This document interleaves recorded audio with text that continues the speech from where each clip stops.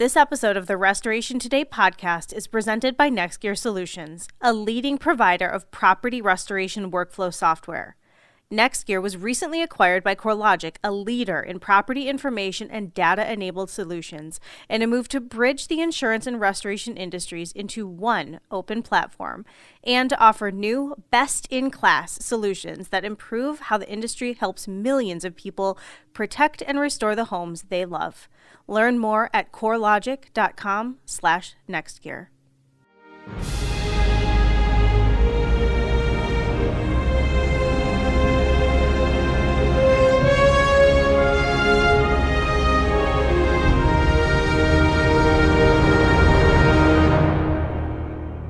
Hello there. Thank you for checking out another episode of the Restoration Today podcast, this one celebrating Veterans Day. And today I'm very excited to be joined by Jim Skelf, who is the owner of PureClean of South Murfreesboro, Tennessee. And he worked his way all the way up to Colonel in the U.S. Army, as far as I understand. So Jim, thank you very much for your service. Thank you very much for being with me today and chatting a little bit about your experience in the restoration industry and all of that. So I'm going to toss it right over to you and have you introduce yourself and tell us a little bit about your background with PureClean. Well, first off, you're welcome, and thanks for having me. I joined the PureClean team as I was getting ready to retire. Right, there's our meeting reminder. Here we are. Yeah, and there we are. Just a little bit about my background in the military. I started off, I went right to college out of high school and got immediately into ROTC, ended up getting in the Army Reserve, and then was commissioned in the regular Army. My first tour was with the 101st Airborne Division as an infantry officer, and I ended up going from there, get out of the military, worked as a school teacher, but stayed in the Army Reserve, ended up getting into the National Guard, and just kind of went up the ranks, changed from infantry to armor, and then after 9/11 happened, was recalled back into active service, and then did a few tours, overseas in some combat zones with the 278th Armored Cavalry Regiment, 1st Infantry Division, and then spent some time working in some of the combatant command headquarters as I got to a more senior officer, and then did a couple of stints in the Pentagon, working for various general officers on their personal staff as sort of a strategist. Ended up a stint at NORAD Northcom, which was really interesting, working deep in the MAD. NORAD things. Yeah, it was really cool up there, in all the little secret places. Yes. And then, ironically, worked on the team that did the pandemic influenza and infectious disease plan. So the last couple of years has been, hey, I wrote that, it's kind of, I know what's going on and it's not good. So it's been kind of an interesting stint sitting back as a civilian, looking at all the handiwork. But then also, working because of the National Guard background, I spent a lot of time working with wildland wildfires on how to do the mitigation stuff for that. My last 3 years was as a instructor at the United States Army War College in Carlisle Barracks, Pennsylvania. So while I was sitting there, I realized, I was going to be getting out doing something different. I thought about the various things that I could do, various business. I decided to be a business owner. And then along my decision-making process, I decided that the safest and the best thing to do is probably find a good franchise. Mm-hmm. And it's interesting because I looked at a lot of different franchises, so I looked at, Chick-fil-A was one of my favorites. Yeah. I looked at some of the other restoration companies. I looked at even going into some sort of management type training skills that were stuff like that, because I had all those skill sets. Mm-hmm. And ended up literally going to Tamarack, Florida, sort of to eliminate PureClean. I was like, I want to look at this, see what it's like. I've looked at the other franchises that are doing this. They were yeah, or whatever. Was just blown away with the leadership team. I mean, Steve White, Bud Summers, Darren Hodema, Chrissy Villamore. They're just phenomenal people down there, and they're really sold. And I was like, this is my team. This is where I'm going. And it was a very easy decision for us to make once I went down there and did that meet the team day. And it's been a fun ride since then. I always joke, it says I'm successful, I think, but I always kid whenever I say I still think, because you never know, because this business is a very dynamic business. But it very much, in a lot of ways, it requires that leadership aspect. It's not a management business; it's a leadership business, and if you don't get that, you're going to have a hard time from the get-go. Yes. So how long have you owned your franchise? Well, so I retired from the Army December 2019. I did all my stuff, training and building and buying my equipment, literally while I was on terminal leave from the military. And then I ended up starting my business January 2nd, 2020, because 2020 is a great year to start a new business. Perfect. And everybody always told me, he said, but you're such a, that sort of business, it's recession proof. It's not necessarily pandemic proof, because if you're going to go into this business, you have to do marketing. And one of the things that happened immediately right after we started 2020 was, everything shut down. There's no marketing. There's no getting out knocking on doors because all the insurance agents' offices were closed. There's no getting to know people. All your networking groups were closed down. And so almost all of our venues, other than our social media stuff, and then all of our efforts that we were doing there were turned off. So it became a very dynamic thing, as into, okay, well, how do you get out there? How do you get known? And it's sort of an interesting thing. What I did was I called all the other restoration companies and they said, what are the jobs that you don't want to do? And so I ended up getting a couple of jobs here and there. I've got one company say, hey, look, we got mold jobs. We don't do mold. Can you do mold? I'm like, yeah, man. And so I ended up doing mold jobs for another restoration company. And then we ended up doing some crawl space encapsulations. We would find out about these jobs. So we found out, and then we get the icky jobs like doing crime scene cleanup and, where there's a suicide. Some people, they just don't want to do that. So, we would do those type jobs. And then ended up growing from that. We started getting COVID cleanups. And then one of the nice things was initially when we started in January, remember January 2nd when we started, normally it takes about 90 days before you can get up and running to do program work. Well, we did it, that's the fastest you can do. Sometimes it takes 6 months, but it's 90 days to 6 months. Well, we got IICRC certified in 30 days, which is unheard of. We just, bam, just quickly, we met all of our wickets, got it done. And then we got everything done. We could have been on program work within 30 days. The only reason why we couldn't do program work is because everything cycles at the month. We were ready to go for February, but because some of our stuff waiting to get back from IICRC couldn't be done fast enough, it required us to have to wait till March. So in 60 days, we were up doing it. And, we had some third-party vendors that we were working for. And so we met all of our wickets really, really fast. And that helped us get program work, which is kind of nice. PureClean feeds us a few things. And obviously doing the COVID cleanings became a big part of our sustaining. In fact, 1/3 of our revenue from year one was COVID cleanings. Wow. 1/3. Wow. No, Did I never find thought that your experience with creating that document within the military, did that help you kind of know what needed to be done to do cleaning properly? Oh yeah. So we weren't afraid of any of it because we clearly understood. We were trained to be able to operate in areas that have nerve agents. So, COVID, whatever.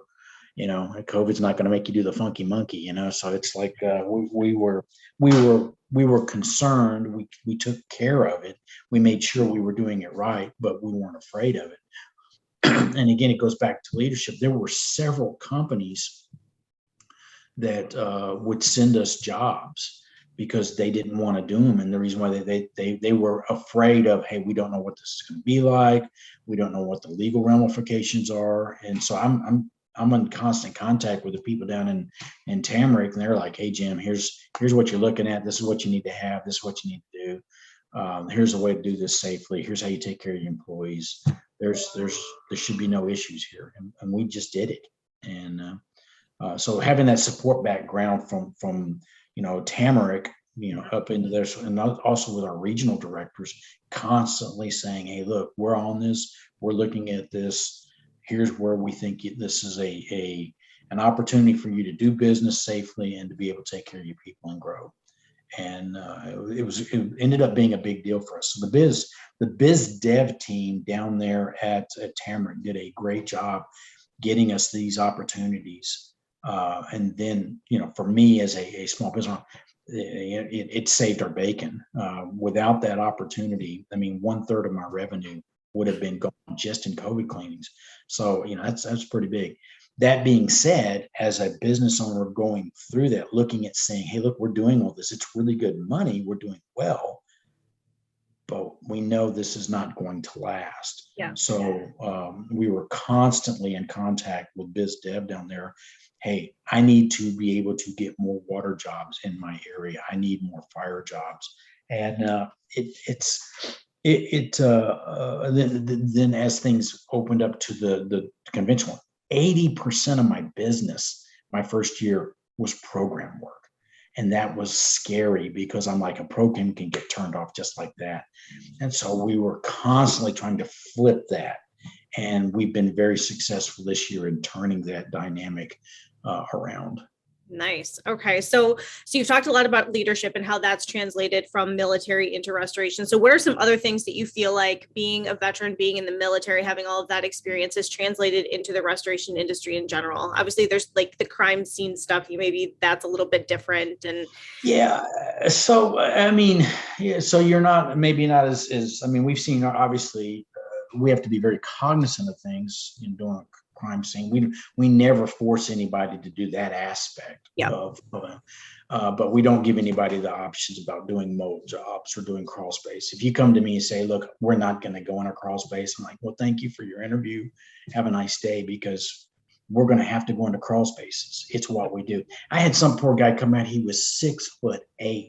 And he's like, man, look, I want to work for you. You seem like a really nice guy, but I can't do. And I said, look, man, you're right. This is not where you need to be. As soon as I get to where I need somebody that can change a light bulb in a 9-foot ceiling without a ladder, you're my guy. But until then, yeah. And this dude was huge, and I'm like, yeah, it's not a good fit. And then unfortunately, he just didn't have any other job skills we could use in his physical stature. Come in to be a technician. It just wasn't going to work. At the same time, you can't have a whole bunch of Smurfs either, because then they can't pick up things. So, it's one of those things you have to balance it out. But we've got a really good group now, and we don't do a lot of crawl space encapsulation. I've never advertised it. We do very little of it now, but when we do, it's in and out and done. And the guys have found how to do that. They found their rhythm in that. And the funny thing is the very first job that we did a crawl space in was me, and my son joined me in this business, and he too is a veteran, 5 years in the Marine Corps, Marine Security Forces. But ironic, this is no kidding. This is PureClean calling to give me a job right now. It's like all the time it happens. So we did those jobs, and that's one of the things that you learn from the military is, look, if you do the tough jobs, you do the things that people really don't want to do, you're always going to be needed. You're always going to be the guy that people call when they have problems. And so that's what we've tried to put that mindset in here. And the second thing that we always do is, like, I have a saying that I got from the military, and I've carried it through my leadership, and it's, no one is ever impressed with what you can't do. And so many of our competitors out there, when somebody calls them and they have a problem, yeah, we don't do that. Click, they're done.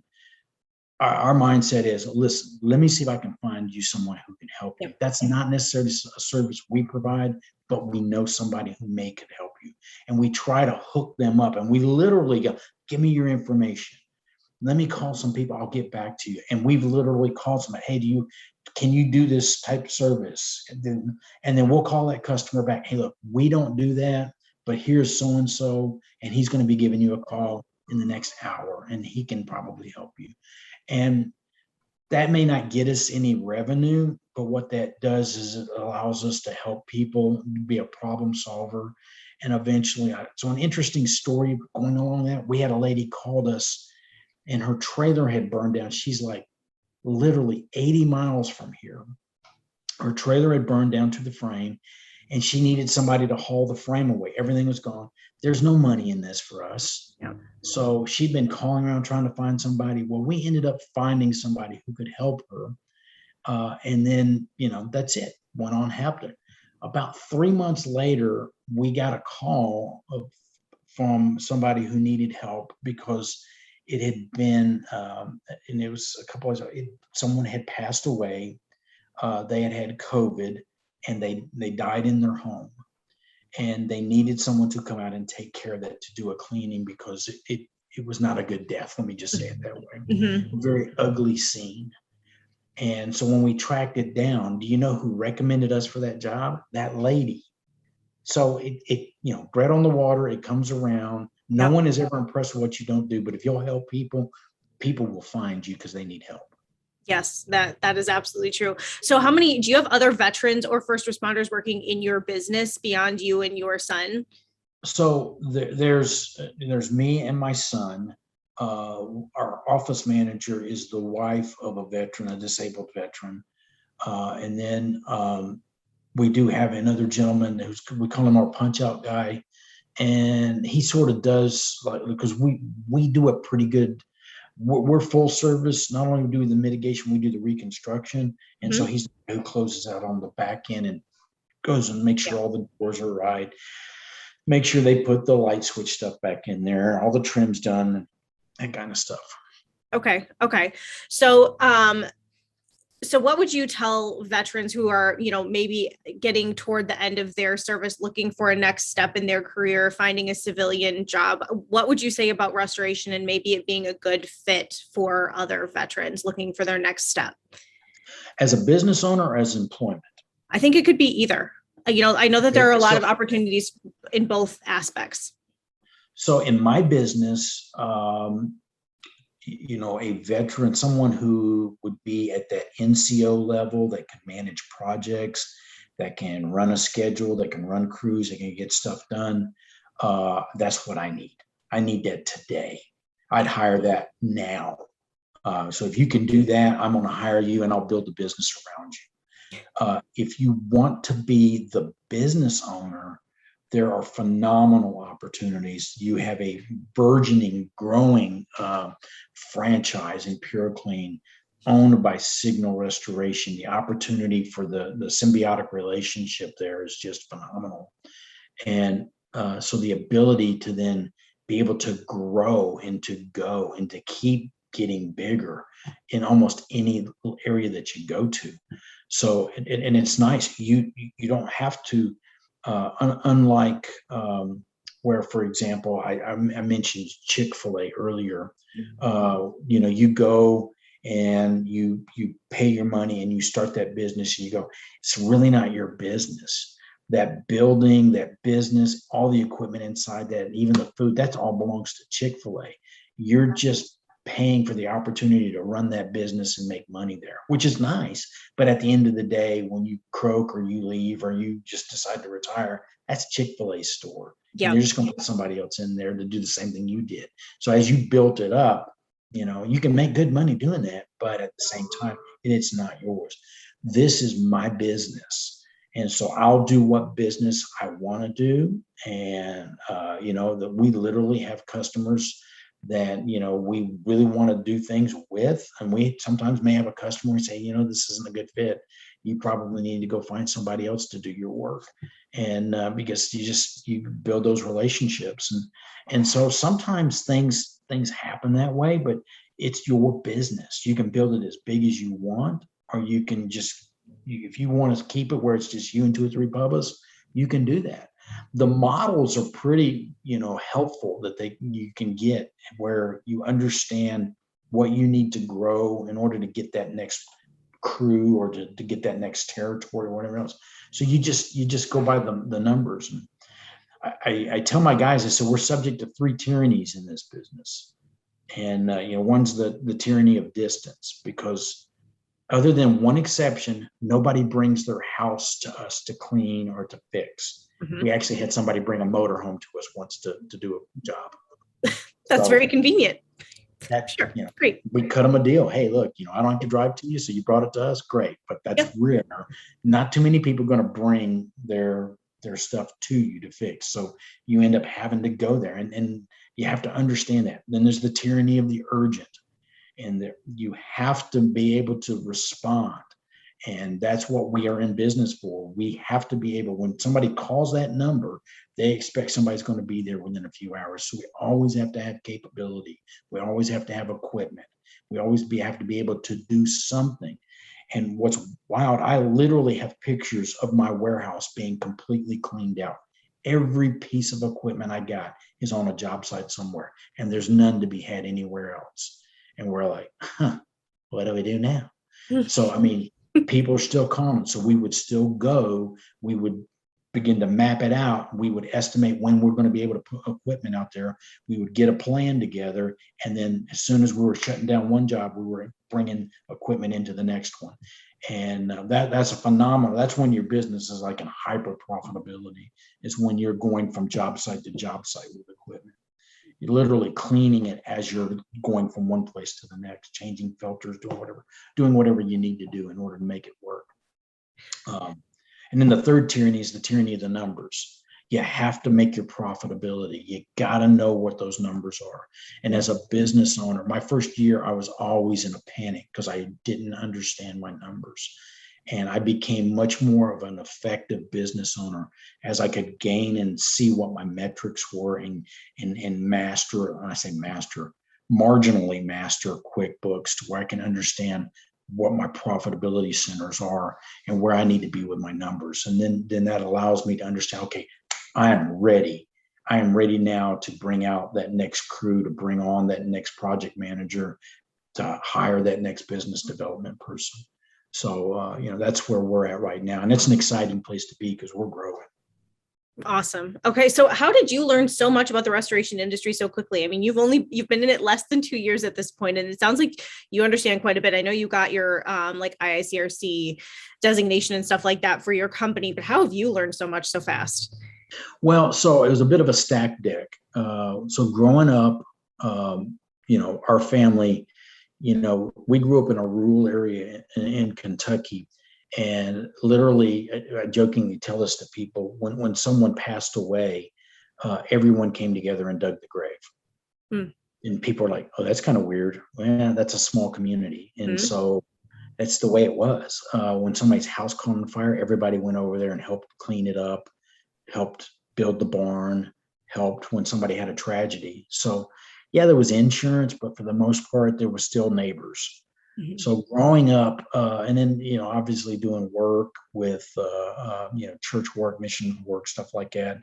We were always, when I was in college, there was this group called Love in Action. And what we did is when, say, for example, someone got to the point where they were wheelchair bound and they lived in rural Appalachia and they needed a wheelchair ramp into their trailer. Well, they don't have a lot of money. So we would take up donations. We'd go out and we would build them a ramp and a landing to be able to get up in there. So I learned how to do that with the construction trades.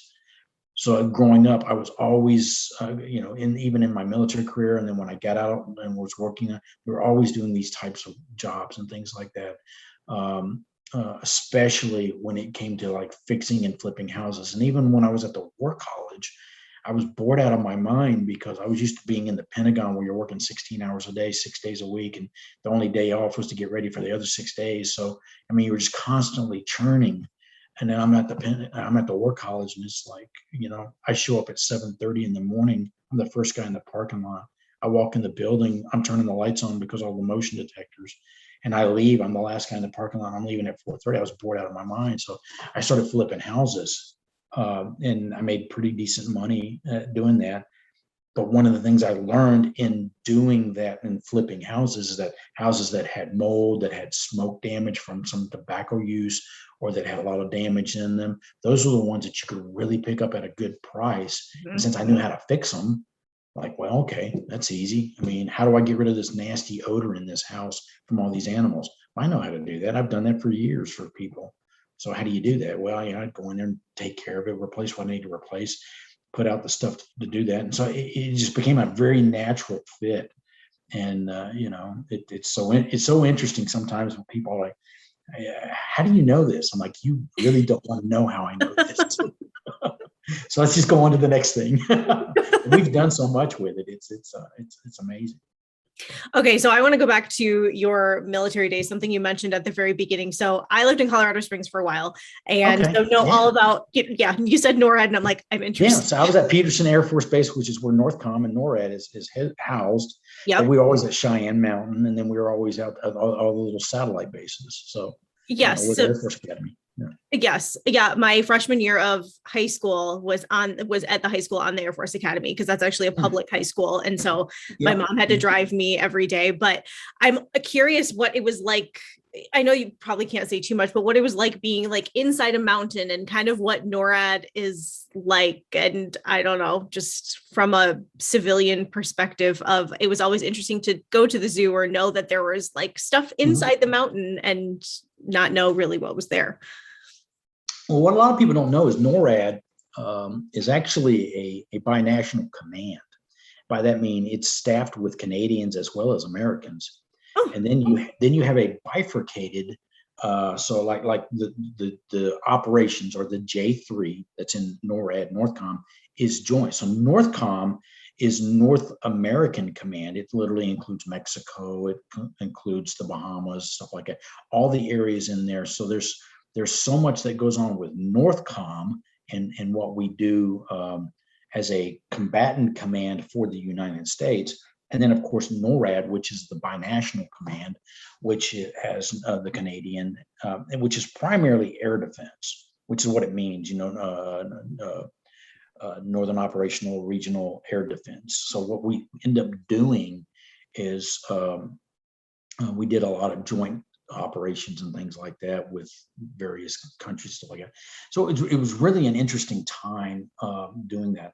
One of the first jobs that I had, I literally walked in the day and they told me, so you're going to be our guy that figures out how to get us into the wildland firefight faster.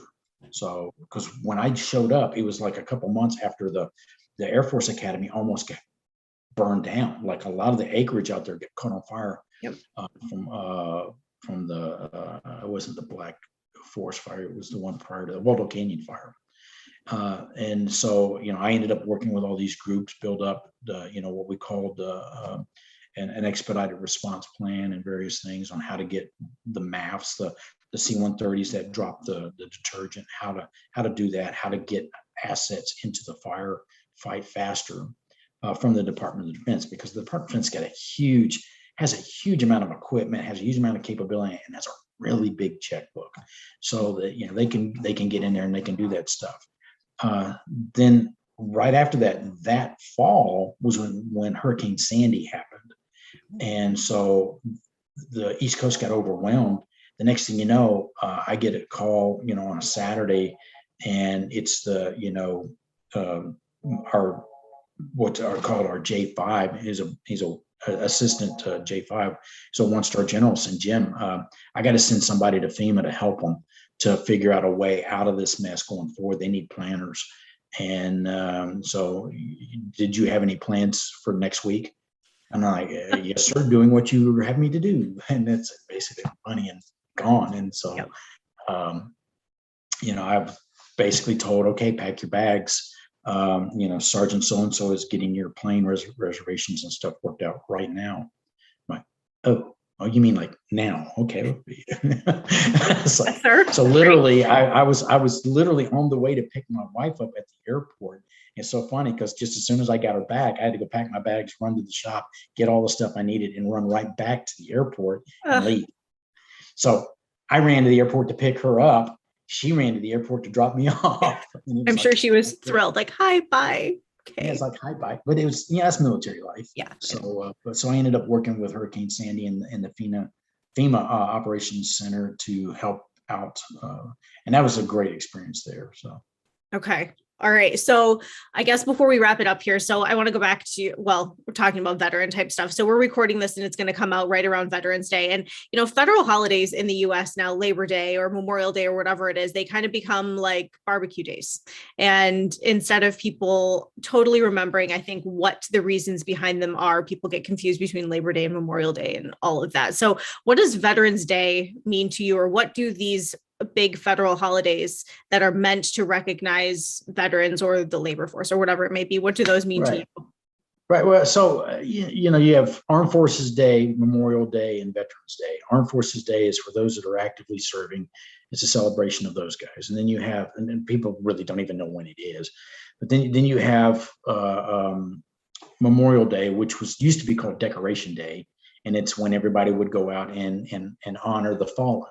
Mm-hmm. And that's the whole purpose of Memorial Day. And Memorial Day is always bittersweet for guys like us because, the really, really tough things. And I say this every once in a while. So where we're at in outside of Nashville, there's a highway called 840, and it's called Tennessee Army National Guard Highway. It's for their veterans. And every bridge is named for a veteran that has passed away. And so driving that road every day, I pass over a bridge often that's named for people that I know that are friends of mine. So it's a different day for us than it is for anybody else. It's not just a barbecue day. That's the day. But I understand it's usually right there. It's springtime. We're coming out of that and everybody likes it. And I get that. And it's close to the end of school. And that's the reason why it's become such a festive day and sales days and stuff like that. I get that. And so it is what it is. But Veterans Day, remember, goes back to World War I and the signing of that. And so it is always meant to honor those who have served, those who are serving, those who have died in their service, but mostly those that have served. And that's what we really strive to do in that particular time is sort of to honor those that have served, thank them for what they've done. And, like you were talking about in some of those things with PureClean, they really do that. They really want veterans. They really look at it. I mean, it's not like any other. It's just different. You'd have to experience. There are a lot of people who talk about it, but man, they are into it. It's a big deal. So we have coins that we get, and then, so every year they put these together, and they're named for people. But and this one right here, this coin is for Tom Lanyon, who is a Vietnam vet and was a PureClean owner. And these were handed out at our annual convention that we had down in Hollywood, Florida. And so, we carry these with us, as a signet of service. They did this for him, and it's a really cool coin. I mean, you can see that, and it's kind of nice. That's really cool. Yeah, and so the tradition of coins, they like doing that, and there's other things that they carry on, and we enjoy it, we appreciate it. And they make a big deal out of it because it's a big deal to them. Mm-hmm. And, that's why they do it. Do you have anything else that you want to add to the conversation about anything we've talked about, things we haven't talked about, anything else? Well, I mean, obviously it's about restoration, and we want to talk about PureClean in this particular thing, but PureClean has got the opportunity where it doesn't matter whether, first off, they give a franchise away every year, or they want to, and now sometimes some years they don't because they don't have enough people that are qualified to do it. And by the way, PureClean, you can't just walk in and buy a PureClean. You have to meet certain standards. So it's not like a lot of franchises, man.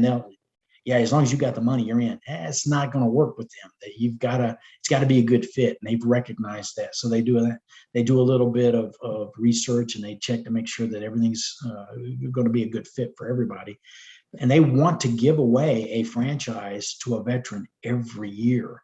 And so that's what, and then after that, anytime a veteran goes to do that, you get a 25% discount. Man, that's a big deal. So, 25% discount on the franchise fee, that's $12,000-$15,000 depending on where you're going and stuff like that. That's a lot of equipment that you can purchase that are, that's less debt that you have to accrue. That's a good down payment on another vehicle, whatever you want to do with it, or just put it in your pocket. It's great. So the biggest profit you get is the money you don't have to spend. And so you use that to do whatever you want to with, but it's just, like I said, it's just PureClean putting money where their mouth is. They say they want veterans. They're showing that they do. And so you ought to come check them out and see where they're at. Well, Jim, thank you so much for your time. I appreciate it. Thank you for sharing your story and stuff about PureClean. And again, thank you very much for your service. I've really enjoyed talking to you. I hope you have an awesome day. Well, thank you for your time. I appreciate being on there, and listen, I hope you have a great Veterans Day. Thank you. We thank Jim for joining us and sharing his story of service. From all of us at Restoration Today and CNR Magazine, we salute and thank all of the men and women who have served our country.